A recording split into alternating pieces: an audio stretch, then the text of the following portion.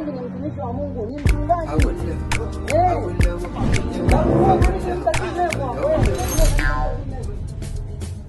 Sasa hivi kanisa kajama watu hivi. Ngoja kwanza Amina. Nimepita hapa kuna mazungumzo nimeyasikia nasema kwamba ni mtumishi. Ya. Tafadhali. Nilikuwa naomba nisaidia jambo moja. Mimi mwenzako naweza niona hapa. Mimi sitongozi naona sipati mchombo mimi wa kunioa. Naomba nifanyie maombi bwana mchungaji. Wewe kufanyia maombi ili upate mume wa kukuoa. Lakini mimi Mungu wangu ananiambia wewe unapotembea unaenda hivi. Watu wanakuita unawatukana.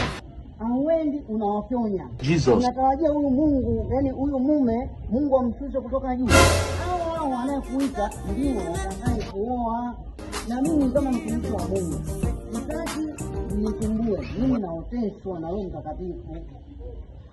Sasa nataka nikwambie hivi. Ukiitwa na mwanamume yoyote hata kichaa, wewe nenda, umri wako ni mkubwa, inatakiwa uolewe. Wewe mchungaji unaonaje kwamba mimi ukinioa?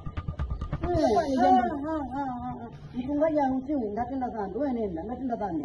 Nenda. Ukiitwa huko wewe nenda, hata muuza makopo. Nenda. Mtumishi.